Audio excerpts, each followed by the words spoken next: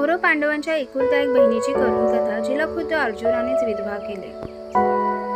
100 कौरवांची आणि पांडवांची एकुलती एक बहीण होती दुशाला. हिच्याबद्दल आपण क्वचितच ऐकले असेल, पण पुराणात दुशालाबाबत देखील अनेक कथा आणि संदर्भ आढळतात. दुशाला ही धृतराष्ट्र आणि गांधारीची मुलगी आणि कौरव पांडवांची बहीण होती. दुशाला ही मोठी झाल्यावर तिचा विवाह सिंधू राज्याच्या राजा जयद्रथ यांच्याशी झाला.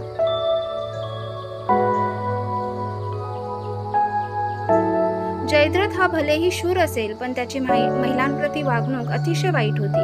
कधी तो महिलांची चांगली वागणूक ठेवायचा, तर कधी अगदी वाईट वागायचा. त्याच्या या वागणुकीला दुशाला बरीच वैतागली होती, पण ती याबाबत कोणाला सांगूही शकत नव्हती आणि आपल्या पतीचा विरोधही करू शकत नव्हती. त्यामुळे ती हा सर्व अत्याचार निमूटपणे सहन करत राहायची.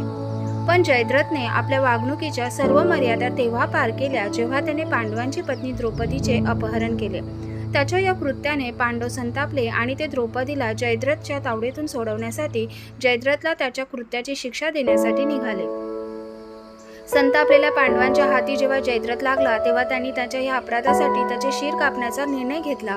पण द्रौपदीने त्यांना असे करण्यापासून थांबवले आणि समजावले की जयद्रथ कितीही वाईट असला तरी तो तुमच्या बहिणीचा पती आहे. जर त्याने जयद्रथला मारले तर त्यांची बहीण विधवा होऊन जाईल. पण पांडवांनी जयद्रथला त्याच्या या कृत्याची शिक्षा देण्याचा निर्णय घेतला होता, म्हणून त्यांनी त्याचे प्राण नाही घेतले, पण त्याचे मुंडन करवले, ज्यामुळे त्याला त्याच्या अपराधाची जाणीव होत राहील. या घटनेनंतर जयद्रथला आपल्या करणीवर पश्चाताप झाला. त्याला स्वतःची लाज वाटली, म्हणून त्याने या कृत्याचे प्रायश्चित करण्याकरिता भगवान शंकराची तपस्या करण्यास सुरुवात केली. त्याची तपस्या बघून भगवान शंकर प्रसन्न झाले आणि वरदान दिले. जेव्हा दुशालाला ही माहिती मिळाली की जयद्रथ त्याच्या कृत्यासाठी प्रायश्चित करतो आहे, तेव्हा तिला खूप आनंद झाला. तिला वाटले की आता तिच्या पतीला त्याच्या चुकांची जाणीव झाली आहे आणि म्हणूनच तिने त्याला माफ केले. पण जयद्रथ अजूनही पूर्णपणे बदललेला नव्हता. त्याच्या मनात पांडवांबद्दल रोष अजूनही होता.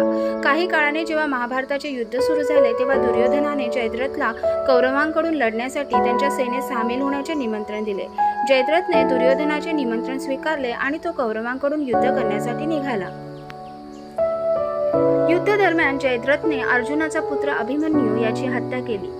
आपल्या प्रिय पुत्राच्या हत्येची माहिती मिळताच अर्जुन संतापला आणि त्याने श्रीकृष्णाच्या मदतीने जयद्रथला कंठस्नान घातले. महाभारताचे युद्ध संपल्यानंतर काही वर्षांनी अश्वमेध यज्ञासाठी अर्जुन नकळत सिंधू राज्यात प्रवेश करता झाला. त्यावेळी दुशाला हिचा पुत्र सिंधू राज्याचा राजा होता. आपल्या पित्याला मारणारा अर्जुन आपल्या राज्यात येतो आहे हे कळता दुशालाचा मुलगा भयभीत झाला आणि त्याने आपले प्राण त्यागले. आधिपती आणि मग मुलाच्या विरहाने दुशाला व्याकुळ झाली, दुःखी झाली.